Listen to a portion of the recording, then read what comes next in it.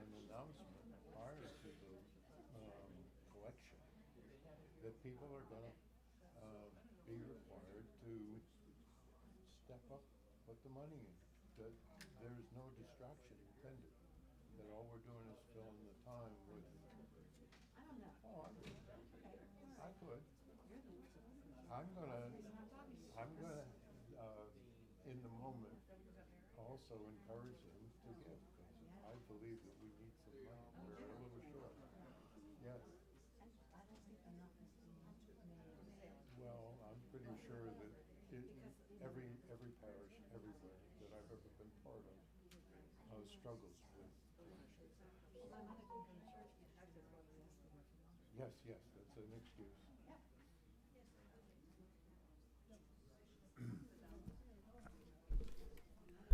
Hello.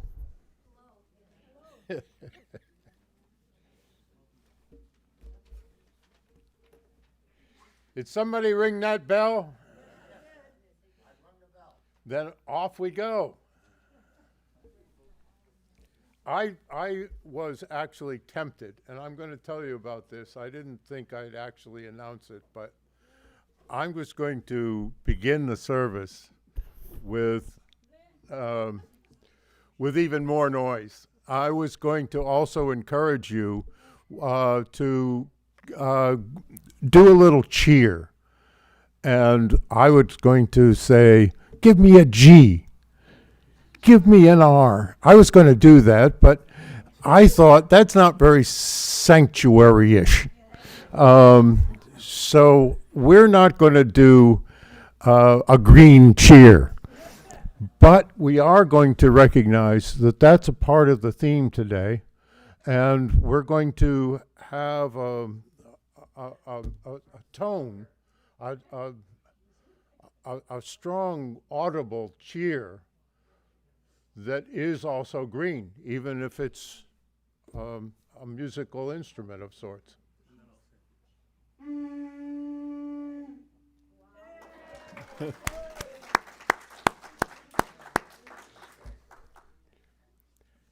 Thank you. And we're going to, I have a long welcoming speech that I'm supposed to read because it's our tradition to go through all this stuff that's in the program. These are welcoming words. I'm Bill Stanwood, by the way, and I'm going to be the worship associate for this service. Reverend Bob Murphy has rejoined us after many times in our pulpit. He's been here over and over and over again. The focus for April's monthly themes, green stuff, and ethics, and justice. To that purpose, I'm facilitating the Sunday service by introducing thoughts and ideas about the overlapping themes of Earth Day and eating. You made that connection already, right? Okay, my career includes many years working on environmental issues, so I may speak with Reverend Bob's permission and with some authority about ethical types of reasoning and goals including education about earthliness. Now, I made up that word, earthliness. Our composting activism connected to our Green Sanctuary program is featured in the OOS. Now you're gonna say, what the heck? The order of service. Now you've got an OOS, I hope, and if you don't, we can get you one. It tells you about all the stuff we're going to do in more specific terms today. The welcome is also to those who are watching on YouTube, and a welcome to all that are here now in the fellowship. Each week we gather together by singing, even as we are in many different places, and whether our sacred space is virtual or live. This is a reminder that our service is broadcast live on YouTube, and we use first names and initials in the interest of privacy. We do make those mistakes, though. I told you I'm Bill Stanwood. You are welcome here at UUFCC no matter who you are, no matter where you come from, no matter what your background or spiritual journey. We know you come here for excuse me, different reasons: to find community, to seek your spiritual and personal truths, to ask questions, to nurture and be nurtured, to explore new ideas. We come from different places, different religions, different beliefs, and different backgrounds. We trust you will find something that you need here: comfort, connection, challenge, and love. And we hope you will find ways to help others. If you are new here, please stand or wave as you are comfortable so that we can welcome you. Doug will bring the microphone to you so we can all hear.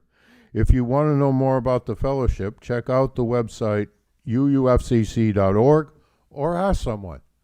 And there's Doug, anxious.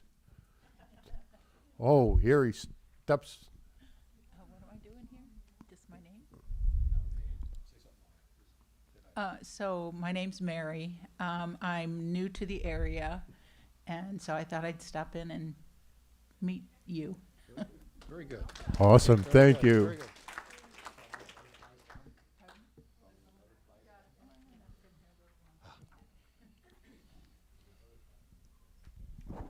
Good morning. This is John, and I'm Mia, and we have been in this area for quite some time, and we just want to check this out. I've heard about Unitarians for many years and never quite knew what it was. Thank you.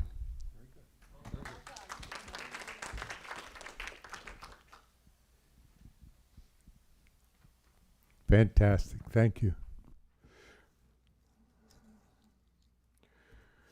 We're glad you've chosen to spend your Sunday morning with us.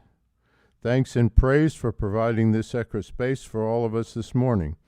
It's due to core people, volunteers, brave and glorious, gave this week for UU Work Extravaganza.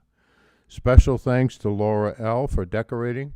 She was worried about this all week, and it came out, I think, really excellent. Thank you, Laura. And there are a whole bunch of decorating, building people, administrative people, singing and music playing people, cleaning inside and outside people, technical sound and logistics people, committee people, trustees, and function supporters. Our music today is a special gift from Margaret Germain on the piano and harp, as well as she's our music direction and production.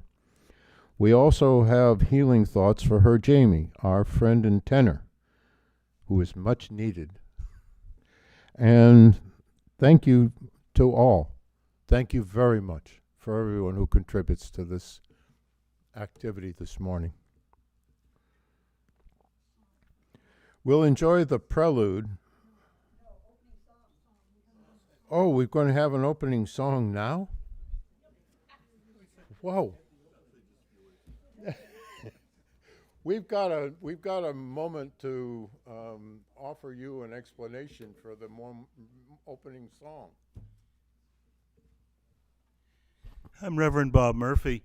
I think that all of the songs, maybe one exception that we sing today, there's a story that explains why this particular song at this particular moment. Now, the first one, our friend Marilyn is here, who we met in North Carolina, and I associate this hymn, this song, with North Carolina's farm workers. We did some work with farm workers up there in that part of the world for a number of years.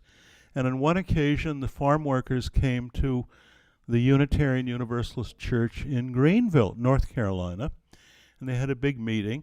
And they wanted to sing a song, and they wanted to sing De Caloris, but they didn't have the words, and many of the farm workers weren't familiar with the song. Some were, many weren't. And I said, we have that song in our Unitarian Universalist hymn book, which is what we're going to sing now. And everybody was very impressed. This anthem is sung all over the world in different languages, and it's associated not just with Spanish-speaking people in general, but specifically with farm workers, and it's very appropriate for the springtime. So that's the story of 305 De Colora. In English, okay, we'll do English, okay. All right.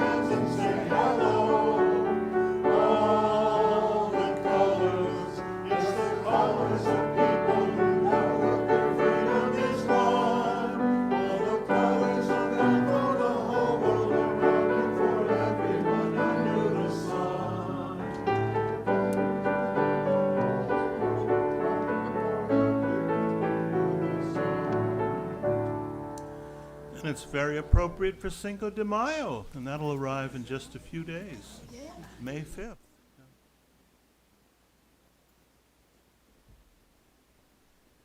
And now to include some of the things that are actually in the program.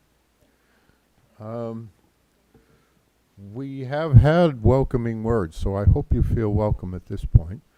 And I am noticing that the prelude is included in the order of service as the next item.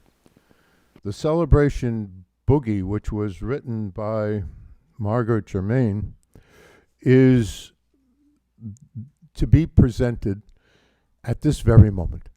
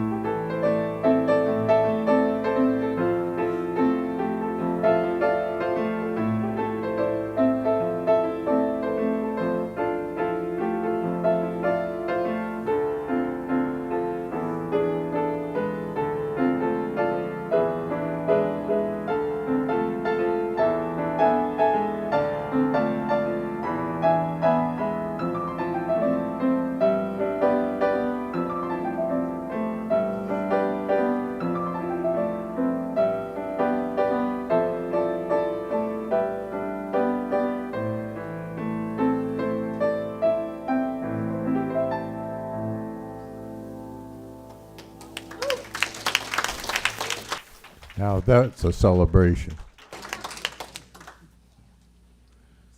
Our service is a sacred time, and the chalice is our sacred symbol.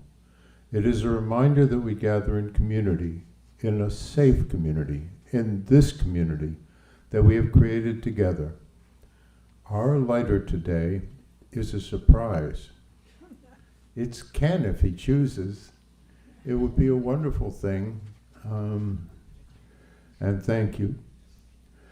And you may light your chalice at home with us. May the light we now kindle inspire us to use our powers to heal and not to harm, to help and not to hinder, to bless and not to curse, to serve you, Spirit of freedom. And it's a bugger.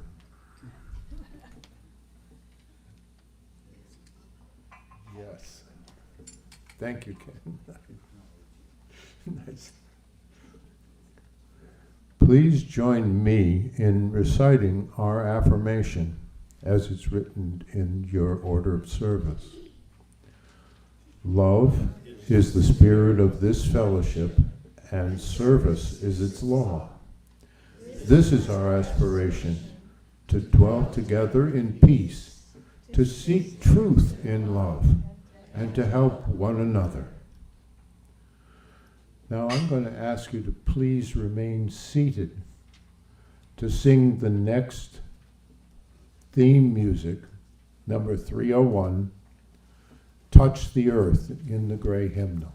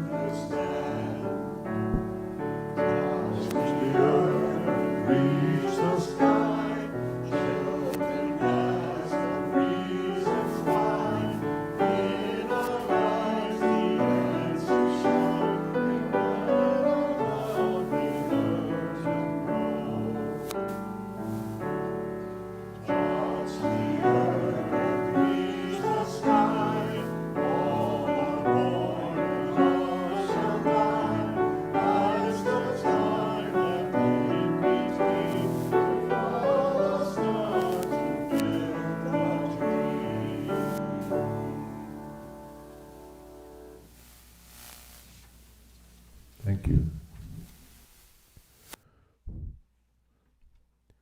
Our next part of the program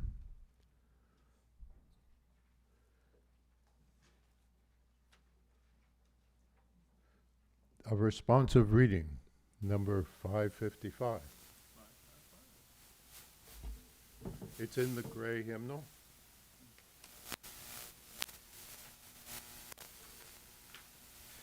The custom is I do the first few words and we join together for the italics. 555.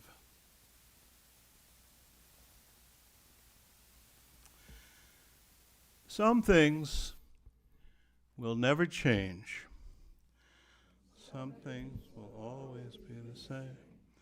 The voice of forest water in the night, a woman's laughter in the dark, the clean, hard rattle of raked gravel, the cricketing stitch of midday in hot meadows, the delicate web of children's voices in bright air.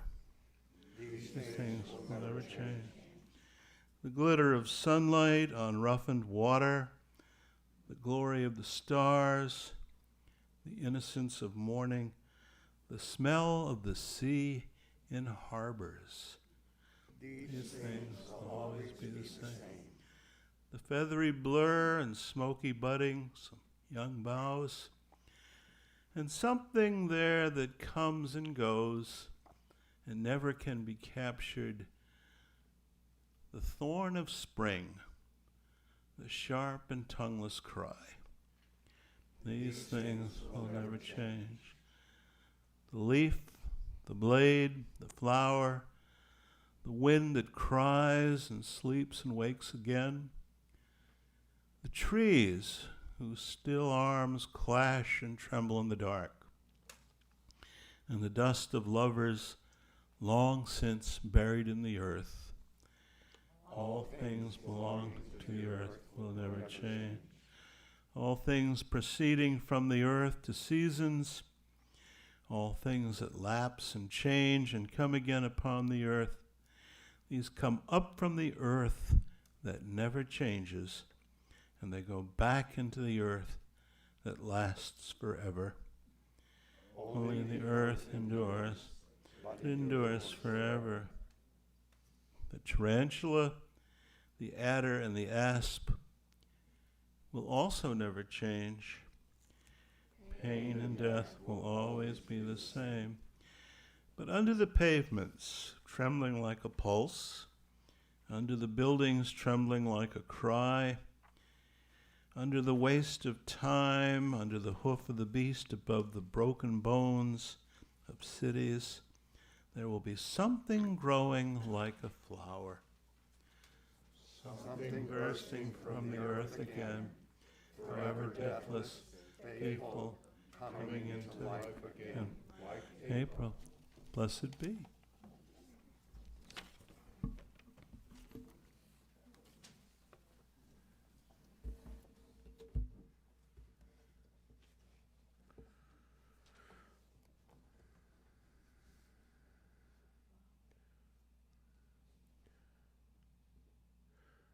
We have a long tradition of, at UUFCC, of sharing our joys, sorrows, and life milestones by entering them into the Book of Life. These messages can be written in the Red Book, which is at the back of the sanctuary. Those at home are welcome to email your entries to the Book of Life at uufcc.org. We also embrace the tradition of dropping stones in the bowl. The water symbolizes the community, and the stones represent your joy or sorrow.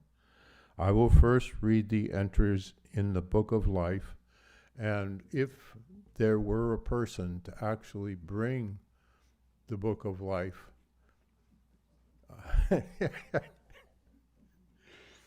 if there is an entry, we'll share it with the group.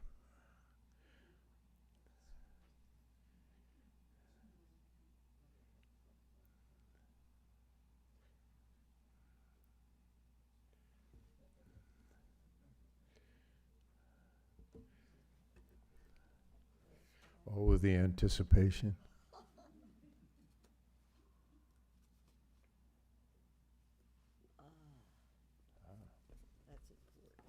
This is great. Thank you, Stephanie. Today is Alice Clattenburg's 93rd birthday. And Alice and George are amazing members of this congregation, or this fellowship, even as far away as they are.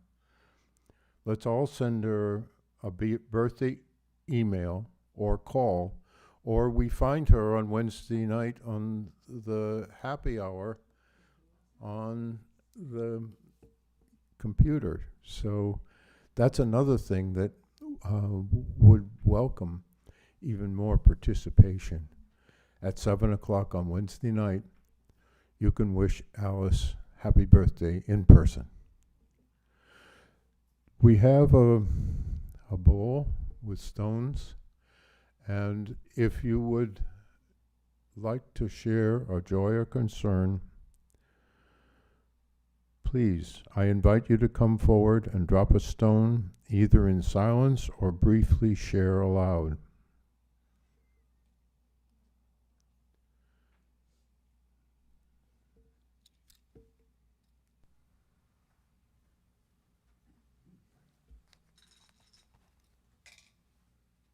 Hello, my name's John P. And I'm dropping this stone for someone in my life right now who is very, very sick, struggling very, very hard with mental illness and addiction. And it's very hard watching someone when you know you can't do anything to help them.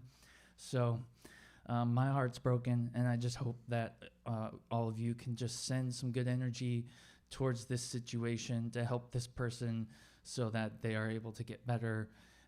And that's all I have. Thank you.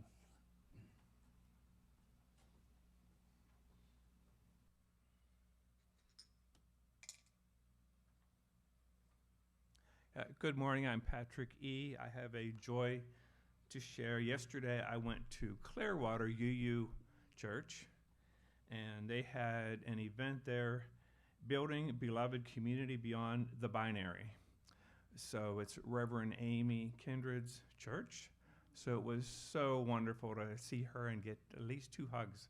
And he said her husband Phil is doing good. He's working with the youth. And I met the P flag there from Safety Harbor, and they gave a presentation, and she did very, very well. So it was definitely a joy.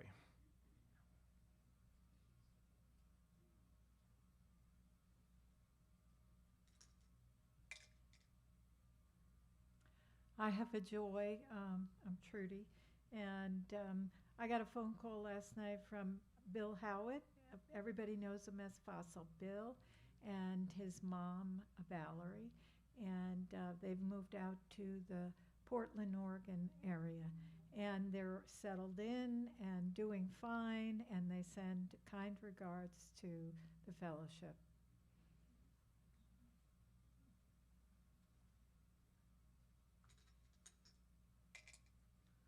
Hi, my name is Roxy, and I have a joy to share.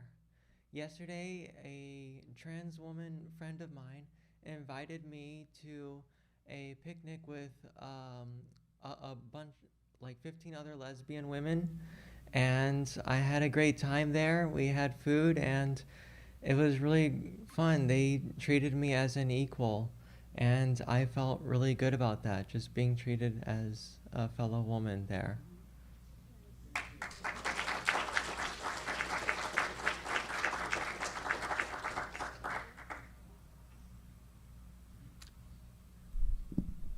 Hi, my name is Jackie, and I'm putting this stone in for a choir member, Jamie.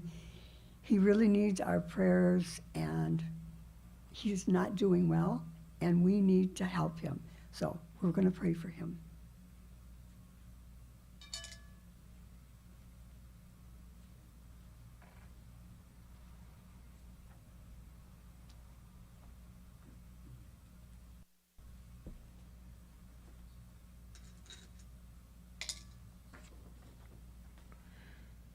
This last stone represents unspoken joys and sorrows in our hearts.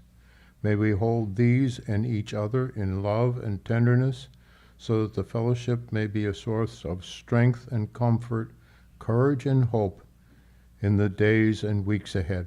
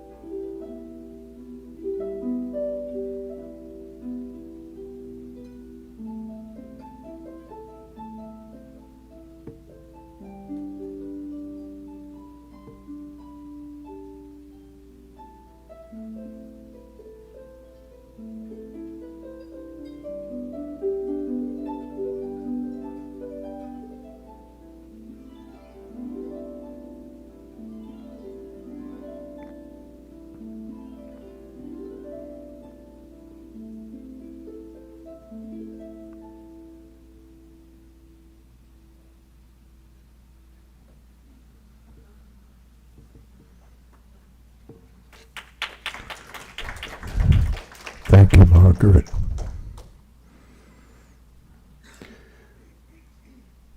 It's time for the main message, the reason many of you came. The topic, as I'm told, is food justice, gardening, springtime, and it's delivered by Reverend Bob Murphy.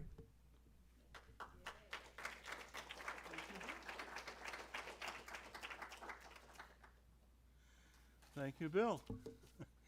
I've just returned from Bill's, well, I guess it's everybody's compost bin. It's something that you share together, so I'm sort of dressed for the occasion. And this is going to be very much a down-to-earth, let's work together kind of presentation this morning. So I'm going to reach over to get my papers. It's just going to take a second.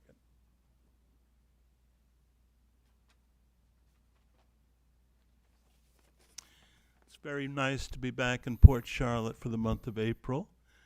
Of course, I live with my wife, Lynn, in St. Petersburg. St. Petersburg is a major figure in the life of our city. Whether you're a Christian or not, you're very much aware of St. Peter. So I have a St. Peter story that I'm going to share. This is in the Gospel according to John. Those of you who want to go home and look this up for the full version. And the summary goes like this. Peter turns to Jesus at one point, and you'll find this in the Gospel according to John. Peter turns to Jesus and says, "Lord, what do you want me to do? What do you want me to do, you know?" And Jesus says, "Feed the people." And again, Peter asks the question, what do you want me to do? What am I supposed to do? Okay. And again, feed the people. Now, Peter is sometimes a little bit slow to figure things out. You know, there's several points in the Bible where this happens. Lord, what do you want me to do? Now, Jesus does not say, fall down and worship me because I am God. No, he doesn't do that. Embrace the Trinity. No, that's not really there. Come with me to the heaven above. No, he doesn't say that either. He says a third time, what do you think he says? Feed the people. All right. That's the message. And it's repeated once, twice, three times, and you'll find it in other parts of the Bible too, going all the way back to the earliest times recorded in the Gospels. Feed the people. And that's a lot of what I'm going to talk about this morning. How do we feed the people? And even better than acts of charity, although charity is certainly important, but there's something that's even more important. How do we bring people together so they can learn to feed themselves, to care for each other, and to care for the environment, the natural environment? That includes gardening and many other activities. So how do we do that? How do we get beyond charity and into empowerment, into an ethic of care and a better sense of community? And if you want to say participatory democracy, it might be very appropriate in the present hour. I'm going to talk about two holidays in particular that occur in May. The first holiday I'm going to mention is Vesak. And those of you who are Buddhists, whatever Buddhist tradition you're involved in, and there are many, are familiar with Vesak. According to many Buddhist scholars, this would be the day when the Buddha was born. Of course, when we talk about the Buddha today, we're talking about Prince Siddhartha. There have actually been many Buddhas, but we're talking about Prince Siddhartha, who becomes the Buddha, or a Buddha. Vesak is the day when he is born. And then about 35 years or so later, he receives enlightenment. And then eventually at the age of 80, he dies. So this is a day that's associated with birth, enlightenment, and death. When was he born? Where was he born? Well, Prince Siddhartha was, depending on who you want to read and believe, 800 years before Jesus, 900 years before Jesus, somewhere in what is now Nepal, very close to the border with India. Vesak is celebrated on different days by different Buddhist traditions, but for this year the consensus seems to be May 12th. May 12th. And there may be some local celebrations in the Buddhist community right here in Charlotte County. Now, I could speak at great length about the Buddha, and I will on some future occasion, but to summarize the early part of the story, of course, the Prince Siddhartha is born into a very wealthy family. He lives in a palace for his early years, indulges in all kinds of things. He goes to great feasts. He's involved in athletic contests. He goes to music recitals, enjoys all kinds of things. Dancing, he's very fond of dancing as a prince. But when he gets on to about age 30, he begins to wonder if there might be more to life than this. Is there something else I need to know about how to live a good life? He goes into the larger world, gives up all of the ornaments, all the privileges, all the prestige that he's previously known. He dresses in rags, and he wanders around the countryside as a beggar.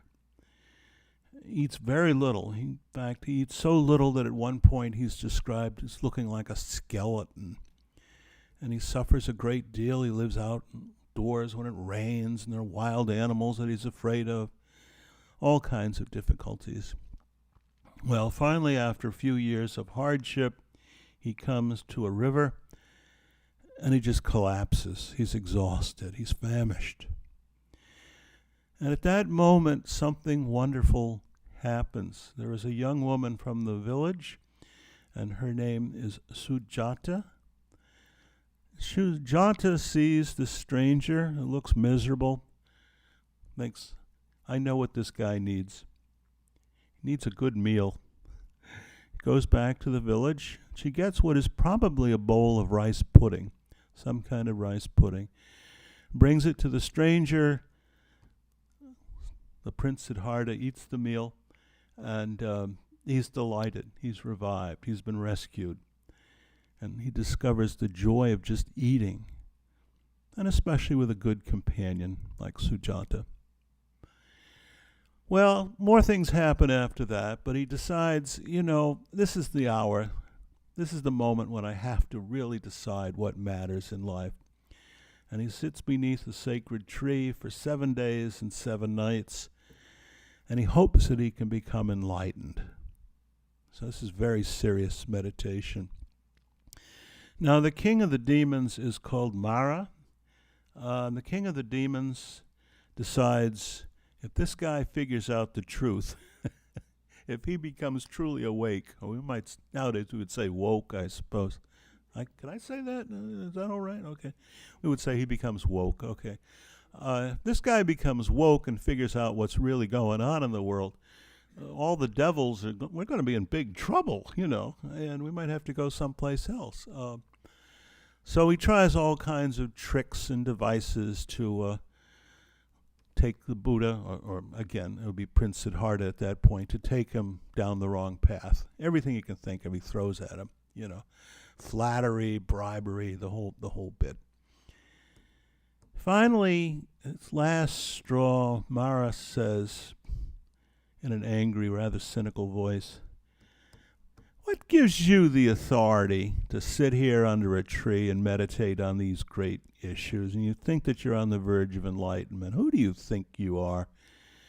Where do your insights come from? How do you know anything at all? It's always that doubt. How do you know anything? How do you know what's really important? And in response, the prince doesn't say a word. He simply sits there, and with his right hand, he touches the earth. Okay, how's that for grounding? You're always looking for, you mentioned grounding in our order of service. You just touch the earth. The earth will attest to these facts. And at that point, bam, everything explodes.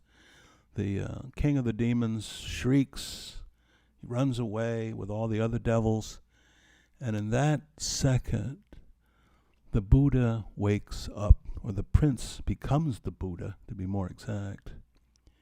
He has become enlightened, and the earth will testify to this. So, that's part of what we remember on Vesak. It's information that we share with each other. And as Unitarian Universalists, as you go into the larger world, well, you might go to a dinner party or a local festival or whatever, maybe you'll go to another church, I don't know, to visit. How do you know anything? Who do you think you are? You know, how do you come to these conclusions, this spirituality that you're always talking about? What makes you so special? And like the Buddha, like Prince Siddhartha, you don't have to say anything. You just reach down and touch the earth. That's where you'll find grounding. Literally, you'll find grounding. Get back to the basics. That's what we're going to try to do this morning. And I'm going to reach over, and it's going to be a basket of bread and roses. And that's about as basic as it gets. Let me do that now.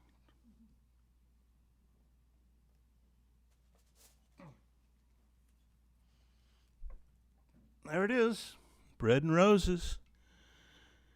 2 messages contained in this basket, but I'll give you a little historic background. Back in the early 1900s, there was a poem written called Bread and Roses. It later became a song, and it became especially important in the women's rights movement. This is way back around the time of the First World War. Bread and roses. Well, what does that mean? Well, the women's rights activists would say it really means 2 things. I'm going to reach for the bread. Here's some cornbread, by the way. You know, we want the material things just in order to survive. So we need food, adequate clothing, shoes, housing, other basics, equal pay for equal work. And when we talk about bread, well, the bread symbolizes these material things. And without them, well, we can't survive. But then there's other things that are important, equally important. So we can think of, well, recognizing human dignity, just enjoying life. You know, just being in each other's good company, finding some pleasure in our surroundings. These are not material things. Some of you might say they're spiritual things, certainly emotional. And they're represented by roses. Bread and roses. You need them both. The song became associated with a very famous textile workers' strike in Lawrence, Massachusetts. That's where my mother's family is from, Lawrence, Massachusetts. Merrimack Valley, up towards New Hampshire. And what was interesting, first of all, much of the leadership among the strikers came from women. And they came from many different ethnic and racial backgrounds. And one account that I read said there were over 100, I had to read that twice, over 100 different ethnic groups involved in that strike. So we're talking about people from Italy, Poland, Ireland, talking about Jewish people, we're talking about Christians, people with no particular religion at all, Greeks, Lebanese, Germans, many others. Many of these people hardly knew each other. They'd been working together for years, perhaps. They didn't speak the same language. They just had a rough sort of way of communicating. But suddenly they had to create community. They had to create a labor movement. They had to speak with each other and work with each other. And if you want to think about diversity, equity, and inclusion, which is, can I talk about that? Yeah, okay, I guess we can still talk about that among UUs. Diversity, equity, and inclusion. If you're serious about this sort of thing, you'd better find ways to communicate very fast. The Bread and Roses song was translated into different languages, and there were other ways of just bringing people together to cooperate, to help each other. And by some miracle, the strike held together. There was a lot of mutual aid activities, soup kitchens, family care arrangements, other ways of being supportive during the strike. And they won! They actually won! In March of 1912, there was an agreement reached with the mill workers, and essentially they got everything they demanded. The Bread and Roses strike of 1912, still remembered in Massachusetts, still remembered in many places. That song, Bread and Roses, it's in our gray hymn book. You'll find it. We're going to sing this song in just a few minutes. And some of you are going to say, well, you know, it seems kind of old-fashioned. Some of the wording's a little bit out of date. Yes, there are new versions that have kept up with the 21st century. But sometimes singing an old song, you know, it brings back some memories. It tells us about how to make progress during difficult times, a little bit about previous generations and what they've experienced. The song is very popular at some of the women's colleges, several actually. But a few years ago, Lynn and I went to Mount Holyoke, and it was a graduation ceremony from our niece, Anna. And the different classes, the different groups by year of women who had graduated from Mount Holyoke lined up. So we had this year's graduating class, last year's, previous year,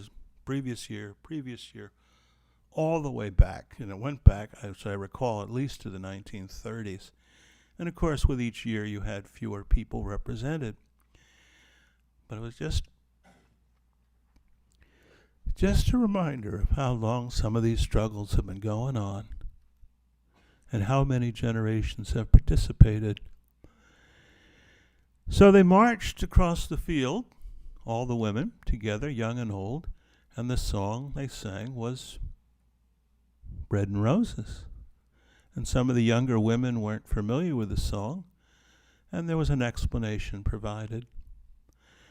I was with one gentleman with a boy who I assume was probably a son or maybe a nephew, and the gentleman turned to the boy and said, "Women rule here." And they certainly do. And they have for quite a while at Mount Holyoke and at some of the other schools.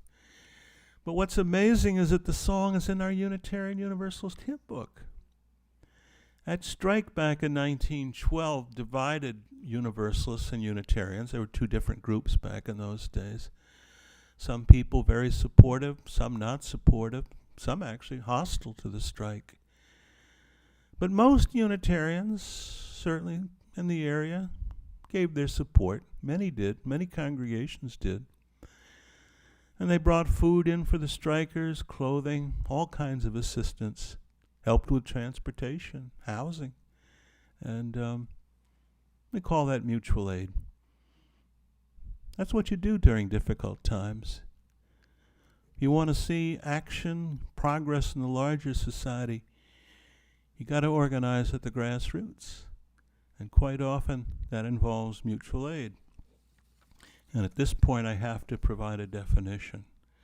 This is from a group called the Unitarian Universalists for a Just Economic Community.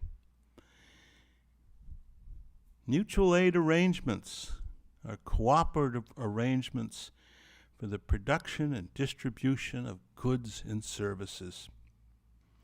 Mutual aid arrangements are voluntary, equalitarian, and participatory, and they empower people. So you got to think of those key words. We're talking about something that's voluntary.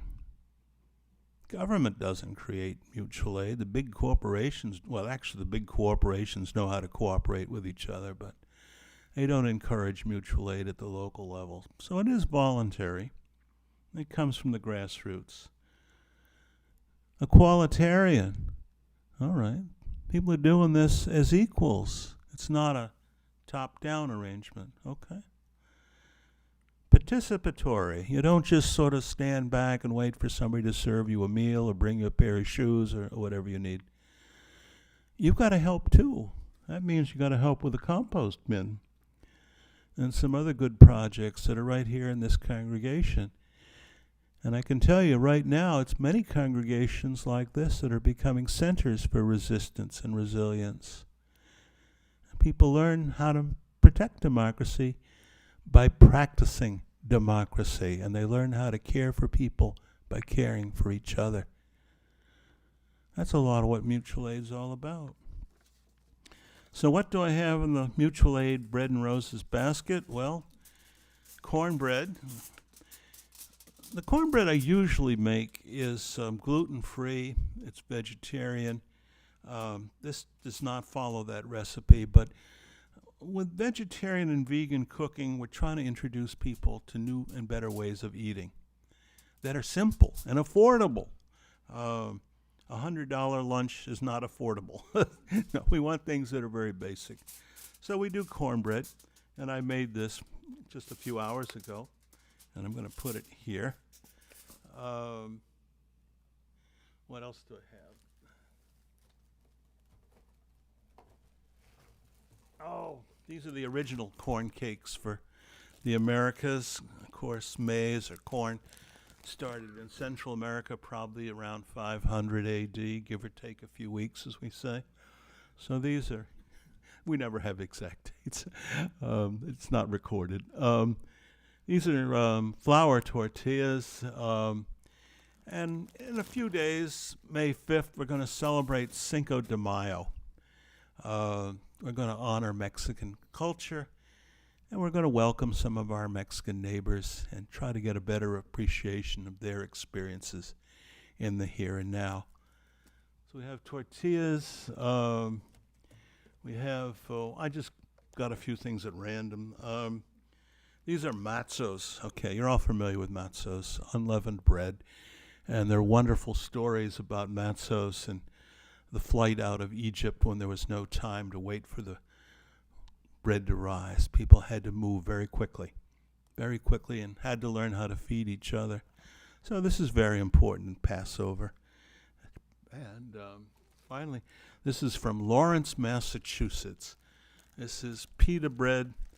And there's different ways to make pita bread. It's a legendary flatbread from Greece and the Middle East, different recipes.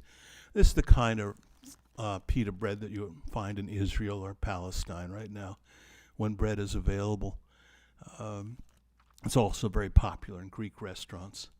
So we share some of those things as we talk about bread and roses, and some of these things will be available at the coffee hour, so you can share them with each other. There's a lot of other things that can be said as we celebrate food justice. Right now, food assistance programs are under attack here in Florida and in the United States. We think of what we used to call food stamps. It's now the SNAP program, WIC program. Could also talk about AID programs overseas, which are food assistance programs. These things are being attacked, and we're trying to protect them as best we can. There are a few other items which I mention here. I know this congregation has been very active in helping farm workers, so this is a report from Immokalee. The workers in Immokalee have come up with some very innovative arrangements to protect themselves, and traditional labor organizing is involved, but a lot of what happens in Immokalee is mutual aid.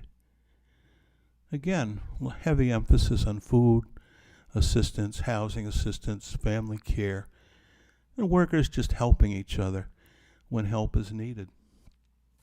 And there are some other items here, too, which relate to this theme of food and just feeding the people, how we do it. This is a very important year for Unitarians. Government has changed a great deal in the last 100 days or so, but you already know that sermon, so I won't go into that, except to say that our National Association is trying to figure out, what are we going to do? How are we going to deal with this new reality? So much has changed in just a few months. It's changed very quickly, and we're not sure where we're going. But we keep coming back in our hours of need back to the basics.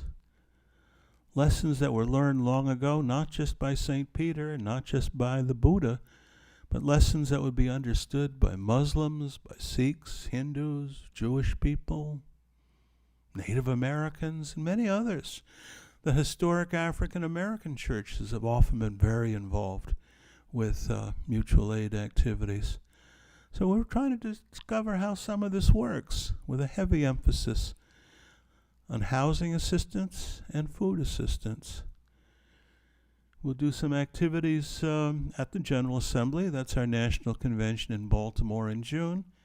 But before we get there, we're going to have a Zoom meeting, okay? That means everybody can participate. That will be on May 5th, Cinco de Mayo. You're all invited. The invitation is in the newsletter for the month of May. That explains how you can connect with this national discussion. Be part of mutual aid work as it begins to develop among Unitarian Universalists. So put that on your calendar. It's 7:30 Eastern Time, and there's more information in the newsletter. It's part of our Cinco de Mayo celebration, and I think that is very appropriate indeed. Namaste.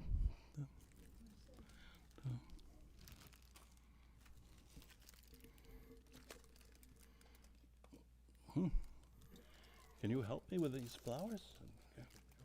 With that basket? Okay, thank you. Thank you, Bill. Okay.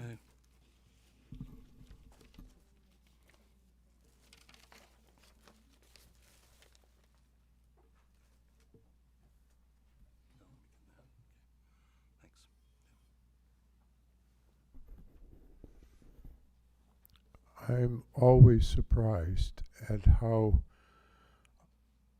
unexpected the inspiration that I get from Reverend Murphy.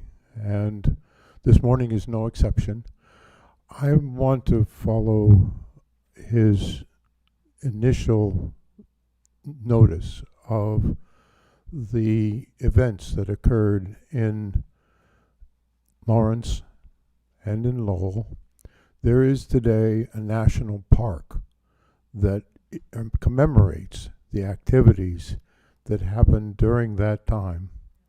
And I worked for 5 years in conjunction with the city of Lowell that celebrates, among other things, the Lowell Folk Festival, which is, among other things, also to bring attention to the events that Reverend Murphy mentioned, the strike and the development of labor justice. And during that Lowell Folk Festival, we developed a program to minimize food waste at an event. And that is a part of the circle. The responsible eating, ethical food includes management of what's left over.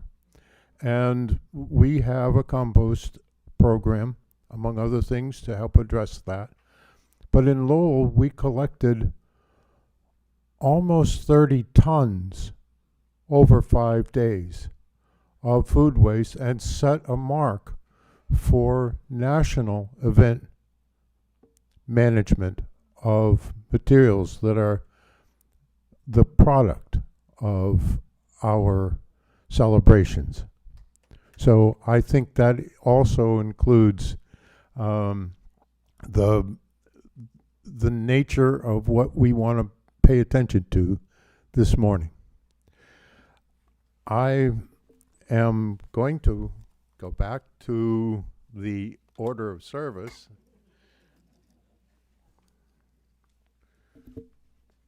We have at this point a giving and receiving message, and in the tradition of Unitarian Universalism, congregations exist because of the general support of members and friends. It is our privilege and our responsibility to ensure the health and future of this fellowship. We have several ways you can give, in the basket being passed around, with the Venmo app, or made to Unitarian Universalist Fellowship of Charles County offering. You can mail a check to the office. If you're here for the first time, please don't feel obligated to give. You're our guest for today. It's also been pointed out to me that there's a concern about your focus as we come through this point in our morning service. That we want you to focus on giving during this moment. We want you to focus on getting your wallets out, getting your money into that basket, because we're also going to have a musical presentation to make this more pleasant during the moments that you're being asked to give. So the choir will now be presenting a work that was written and developed by Margaret Germain, and she's going to announce it. Okay, several years ago I wrote this piece as I learned more about, whoa, don't lean on the podium. As I learned more about global warming, it's called Standing on the Brink. It's can we heal the earth? Standing on the brink, what are we going to do?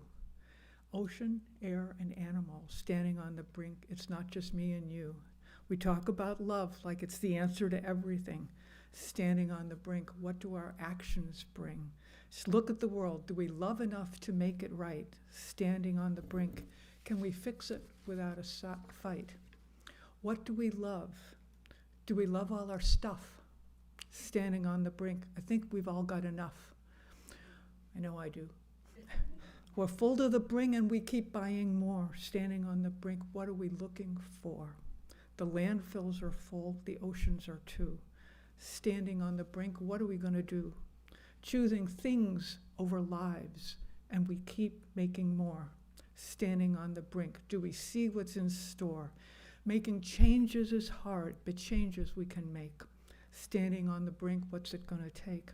Respect for our life, getting power from the sun. Standing on the brink, working together as one. Last week we had a wonderful presentation on ethical eating, about eating vegan, the lifestyle. That's what my husband and I have chosen, to be vegan, and that's a part of the whole thing, that as we choose our food, to choose food that uses less resources, and that's the thing about the vegan lifestyle, uses much less resources and much less methane and stuff. Okay, so anyway, this is the song I wrote, Standing on the Brink. Okay. And now we'll have the collection. Thank you.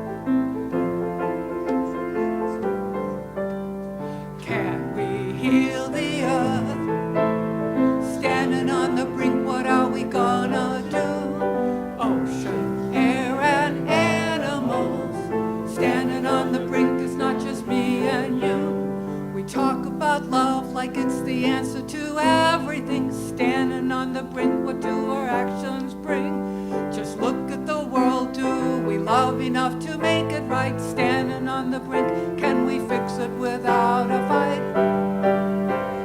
Can we heal the earth? Standing on the brink, what are we gonna do? Ocean, air, and animals. Standing on the brink, it's not just me and you. What do we love? Do we love all our stuff? Standing on the brink, I think we've all got enough. We're full to the brim and we keep buying more. Standing on the brink, what are we looking for? Can we heal the earth? Standing on the brink, what are we gonna do? Ocean, air, and animals. Standing on the brink, it's not just me and you. The landfills are full, the oceans are too. Standing on the brink, what are we gonna do? Choosing things over lives and we keep making more. Standing on the brink, do we see what's in store? Can we heal the earth? Standing on the brink, what are we gonna do? Ocean, air, and animals. Standing on the brink, it's not just me and you. Making changes is hard, but changes we must make. Standing on the brink, what's it gonna take? Respect for all life, getting power from the sun. Standing on the brink, working together as one. Stand, we heal the earth. Standing on the brink, what are we gonna do? Ocean, air, and animals. Standing on the brink, it's not just me and you. Can we heal the earth? Standing on the brink, what are we gonna do? Ocean, air, and animals. Standing on the brink, it's not just me and you. Can we heal the earth? Standing on the brink, what are we gonna do? Ocean, air, and animals. Standing on the brink, it's not just me and you.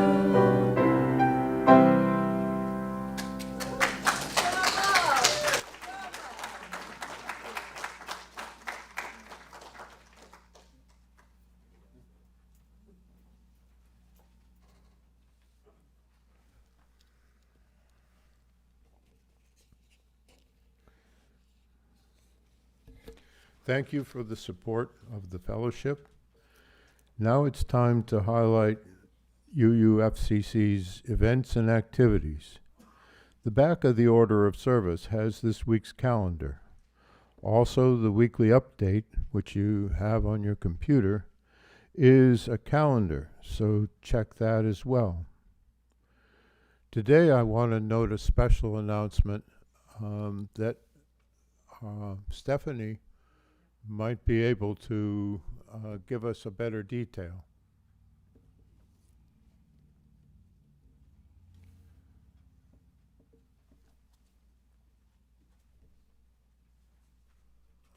Because of the date, it wasn't in the weekly updates because it's this coming Friday, and our weekly updates end with Thursday.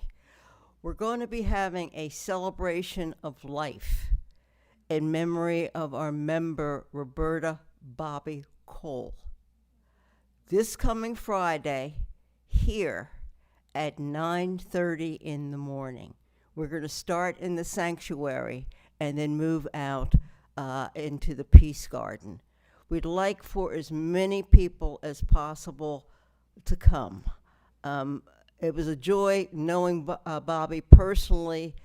She did a lot of work outside for the congregation. In fact, most of us saw her at the crack of dawn on Sundays cleaning up outside. Really was appreciative. So please come out. Bring folks that may have known her that aren't affiliated with this congregation. We want to give her, as we say in the Black church, a great going away. Thank you. And I want to second that. We had use of our patio, which was an expensive addition to this congregation, because Bobby would go out and open up those chairs and put the pads out every Sunday, and we'd go out and we'd enjoy the outdoors as much as we enjoyed the indoors. So Bobby is a major missing piece of our fellowship.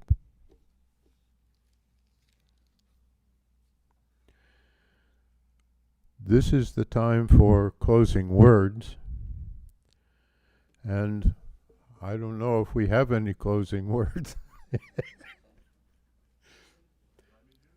Yeah, if you have some closing words, we could close. All these folks have been here 15 minutes longer than they planned. We'll treat you to some homemade cornbread. How's that? We may have some roses, so that's a way of saying we appreciate your staying a few extra minutes. The Bread and Roses song, we'll sing that in just a few minutes, and you now know why our hymn book includes that song. Let's see what I can find.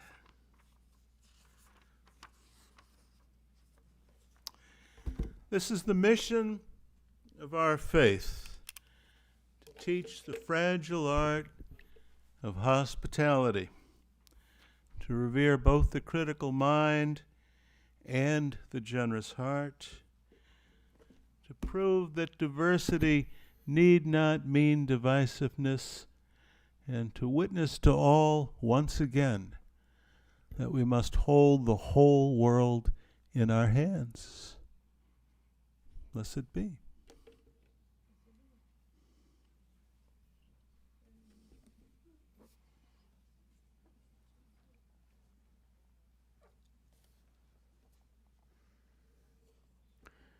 Now I invite Ken to come up and extinguish the chalice. We have words that we use every Sunday that are printed in your order of service, if you will join me. We extinguish this chalice, but not the light of hope, the fire of commitment, or the warmth of community. May those ideals shine in our lives and warm our hearts until we are together again. Please rise once more in body or spirit for that very important closing hymn as we come marching, number 109 in the gray hymnal.